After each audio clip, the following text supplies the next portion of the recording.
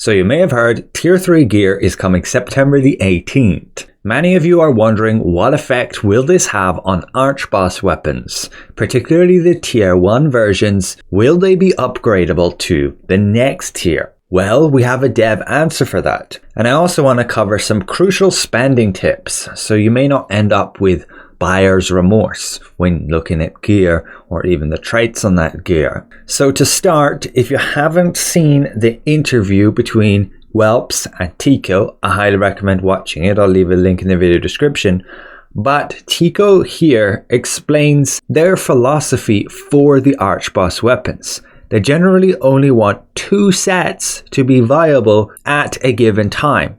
Eventually, we will get a 3rd set of Archboss weapons, which yes, means Tier 1 Archboss weapons will become irrelevant. It also means we will get some way to upgrade Cordy and Delaznoa Archboss weapons. We don't know when this will happen other than eventually when the 3rd set comes. It's not coming yet. My speculation is when the new map drops, because that's when we get new Archbosses, like we seen with the Talandre area. We would get, as it's rumored, Draka Rift, like the north part, and with it Tier 3 Archboss weapons. When that happens, Tier 1, Tevent and Queen Belandir, as he stated, will sort of fall off, and they'll just take the latest 2, allowing you to upgrade Cordy and Delaznoa just like we currently can with Queen Belandir and Tevent.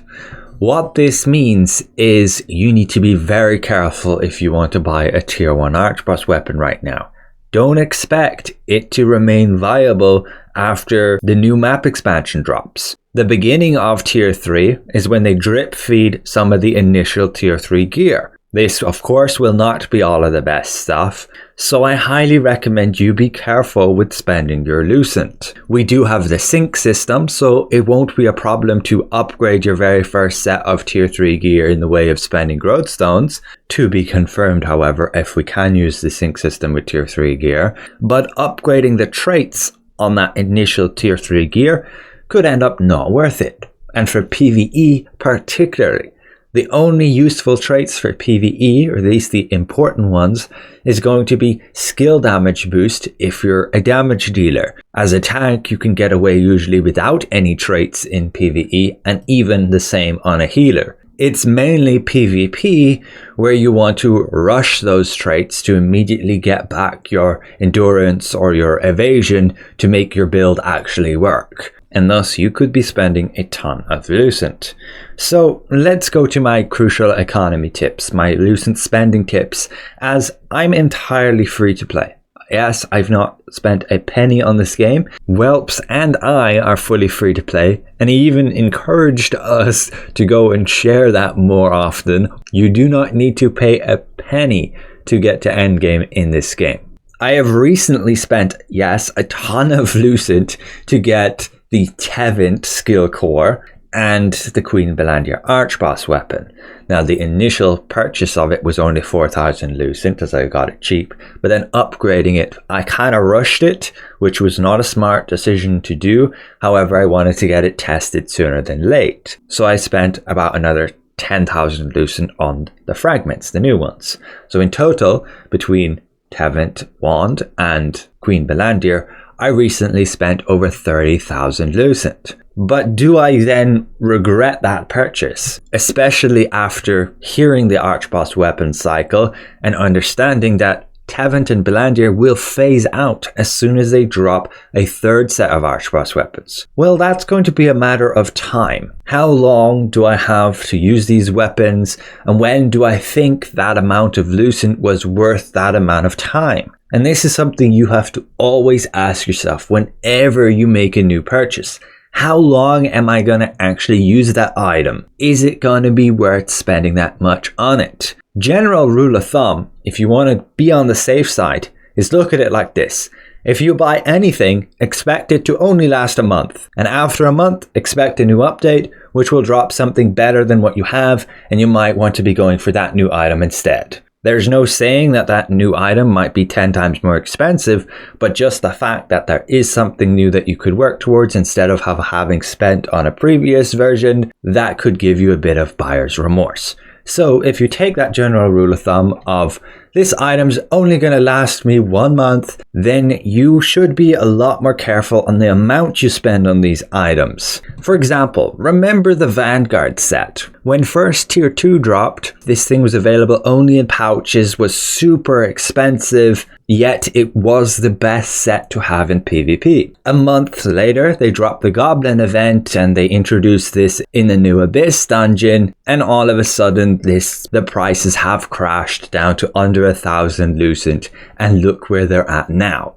People were spending like 10,000 Lucent on this thing, and that was just for the first month. And that's simply how much people were willing at the time to spend on that gear. I don't know if they assumed that it would always stay at that price for the entirety of tier 2, as it may not even have crossed their mind that the price would ever crash. But those players really should have taken on the philosophy of, yes, the item will very likely either have its price crash after a month or just become replaced with something better. This is a vertical progression game. New updates will always, guaranteed, bring something at some point that's better than what you purchased. As a free-to-play player, I'm always totally conscious of this and always try to make investments that I know are either going to last for a while and I'll make my money back just over time as a result,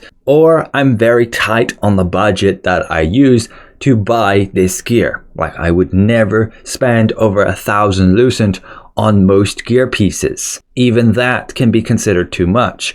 Look at the prices of lithographs on gear right now. This is the amount you should expect to pay.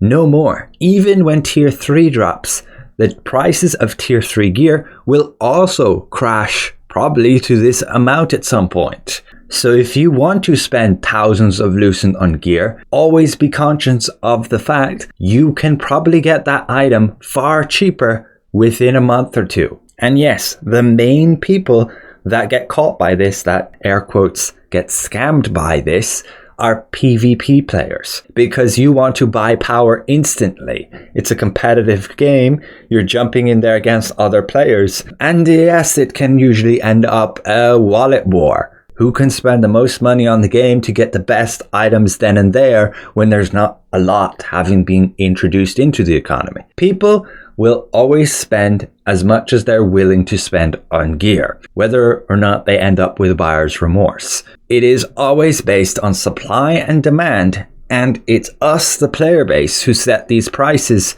not the devs. Yes, you can argue the devs monitor the drop rates of these items. They monitor the supply, and based on the demand, that ends up setting the price as a result. But it is still us who make the decision, us the players, who decide how much Lucent do I want to spend on this item.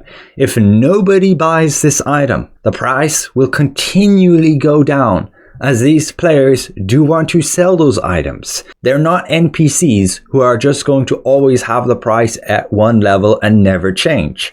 They want to sell them just as much as you maybe want to buy them. They will keep undercutting each other until they start selling. So if this price seems ridiculous to you, simply don't buy it. And if everybody's of that opinion, then the price will keep dropping until a point where people decide, it's cheap enough, I'll buy it. So you cannot exactly blame the devs directly for the amount of Lucent items cost. That is up to us and how much we want to pay for those items. The devs intentionally have the drop rates on certain items to be lower than others because they want build diversity. They don't want everybody to immediately have all the exact same items. Like you may have seen, when a lot of players were switching to Invocator, the price on the Spectral set and the Sacred set got really high after the previous Goblin event because so many players were switching to Invocator and there was big demand to want to purchase these items. Thus the price went up because there just wasn't enough supply for those items, and there were people willing to spend more Lucent to obtain those items. It is ultimately an entirely free-to-play game, and it's up to you how much Lucent you want to spend in order to gear up quickly or not, and if it's with the utter min-max best stuff or not.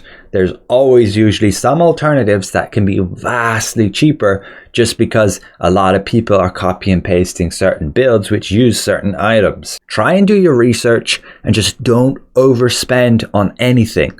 Always assume in 1 month whatever I bought is probably going to get a ton more accessible or just get outdated. And right now, I would suggest not purchasing Queen Belandir and not Tevent, as in a few months, we could get the announcement of a new map update, bringing Tier 3 Archboss weapons, which, as the devs pointed out, Tico specifically, Tevent and Belandir will fall off. They only want 2 sets of Archboss weapons to remain viable. But it also means, on the flip side, Cordy and Delusnoa weapons are pretty safe for up until Tier 4. So you probably have upwards of a year with those weapons, with them remaining viable. And the option then to upgrade them further to have better effects once Tier 3 Archboss weapons do drop. So it could be worth an investment in those if you think their effects may not get outdated or replaced with some other Tier 3 effects. And that's why right now I would still wait and see what kind of basic Tier 3 weapons can we expect with Tier 3 on September the 18th. Just be patient, don't spend anything right now, and hoard your currencies. Overall, hope this was somewhat insightful. Just be especially aware of the Archboss weapon cycle. Of course, this is entirely open to change if the devs decide on a different course of action. And do go and watch Welp's interview with Tico. He did get some other interesting questions answered. A special thank you to all these channel members for your added support. And we'll see you guys around. Goodbye for now.